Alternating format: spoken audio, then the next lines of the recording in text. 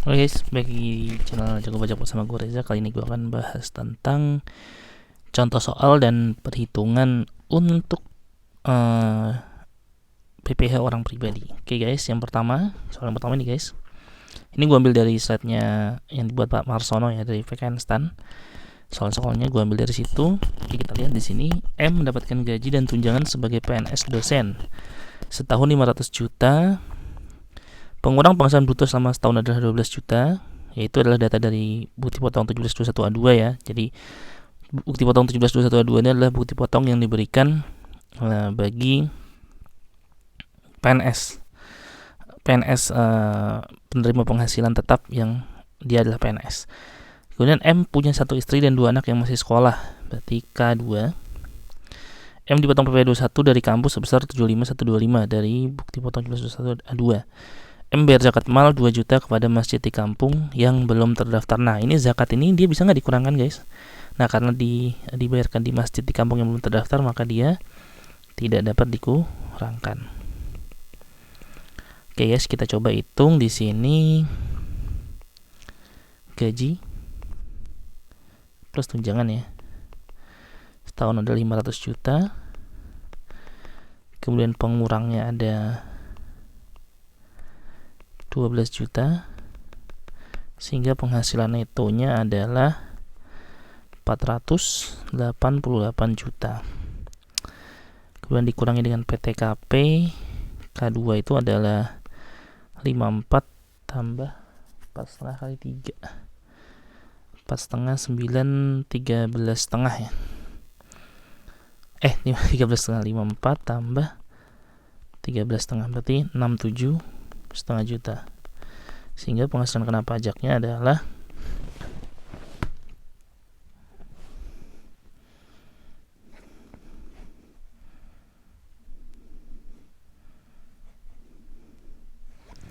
Rp420.500.000. Sehingga di sini PPh terutangnya kita coba hitung 5% dikali 50 juta, 2,5 juta. 15% dikali 200 juta, 30 juta. 25% dikali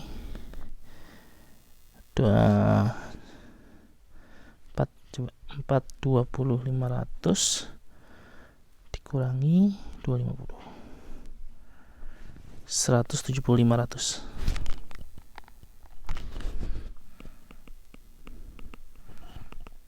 Hasilnya adalah 42.625.000. Nah, berarti PPh terutang adalah ditambah 30 tambah 2,5, 75.125. Nah, dikurangi dengan kredit pajaknya adalah PPh 21 ya, yang telah dipotong dari kampus adalah 75.125.000. Berarti nihil ya guys, nihil. Nah, jadi memang kalau misalnya pegawai yang bekerja di satu pemberi kerja itu rata-rata nihil SPT-nya guys ya, kalau dia hanya bekerja di satu pemberi kerja, karena cara perhitungan PPh 21 itu sama dengan cara perhitungan PPh orang pribadi kalau dia bekerja di satu pemberi kerja gitu guys. Selanjutnya soal yang kedua, Dr. Diamond asli Purbalingga yang malas membuat pembukuan buka praktik dokter gigi di Jakarta. Omset setahun di 2019 adalah 4 miliar, tahun sebelumnya adalah 3 miliar. Norma penghitungan penghasilan neto untuk dokter Jakarta adalah 50%. Diamond belum menikah tapi menang ibu kandungnya yang janda tanpa penghasilan, berarti TK 1 ya. Oke. Diamond bayar zakat mal ke Lazis Modia sebesar 40 juta. Nah, itu dia bisa dikurangkan ya guys. Untuk yang ke Lazis tuh dia bisa dikurangkan. Kemudian Diamond pernah dipotong PPh 21 tidak final sebesar 15 juta, dan Diamond bayar angsuran selama tahun 2019 adalah 500 juta. Oke, kita coba hitung di sini guys. Nah, penghasilan neto dia itu adalah berarti 4 miliar dikalikan dengan 50% ya guys, norma penghitungan penghasilan netonya dia adalah 2 miliar gitu kan. Kemudian kita kurangi dengan zakat gitu kan, 40 juta, berarti dapatnya adalah 1960. Ini dapatnya penghasilan itu setelah zakat. PTKP dikurangi PTKP TK1 ya, TK1 itu berarti 54 setengah, 58 setengah ya kan. Berarti dapat penghasilan kena pajaknya adalah 1.901.500.000. Nah, sehingga PPh terutangnya berapa? PPh terutangnya adalah 5% dikali 50 juta. Ya, adalah 2.500.000. 15% dikali 200 juta, 30 juta. Dan 25% dikali 250 juta, 62.500. Serta yang terakhir adalah 30% dikalikan dengan 1901 ya, berarti berapa ya? 1901 dikurangi 500, 1.401.500.000. Hasilnya adalah 1.401.500 kali 30%. 450.000.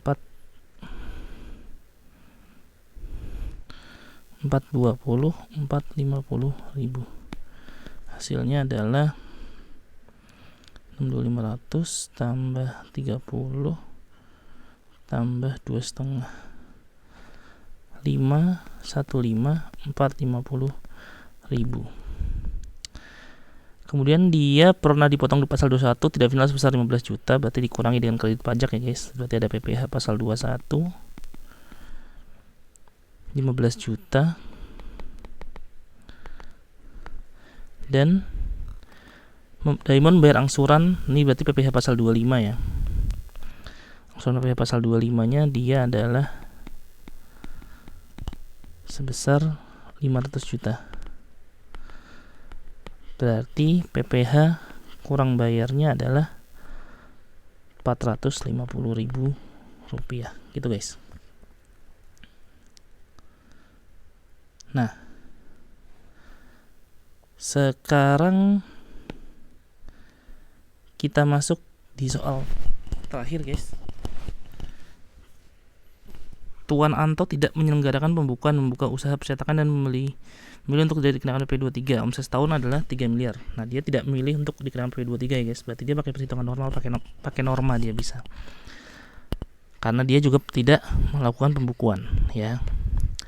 Berarti penghasilan netonya adalah 3 miliar dikali dengan 23%. Gitu kan? Hasilnya adalah 690 juta. Kemudian dia bayar zakat ke Lasis NU 10 juta. Berarti penghasilan neto setelah zakat 680 juta. Dikurangi dengan PTKP. Nah, di PTKP-nya berapa guys? Di sini menikah, belum kena hipotek 0 ya. Berarti 500.000. Sehingga penghasilan kena pajaknya adalah 621.500.000. Oke, sehingga PPh terutangnya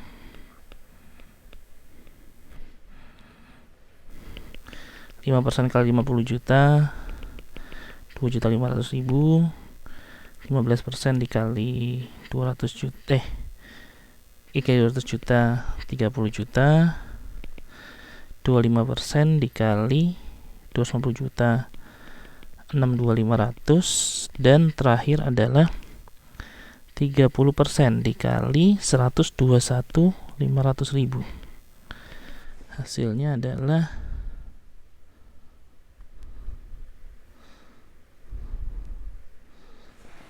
36.450.000, sehingga hasilnya adalah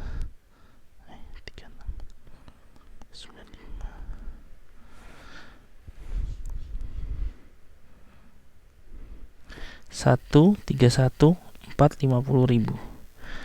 Kemudian kita kurangi dengan PPh yang sudah dibayar. Di sini ada pasal 22 ya, sebesar 11.450,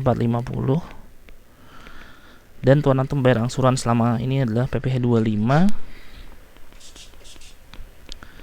adalah 120 juta.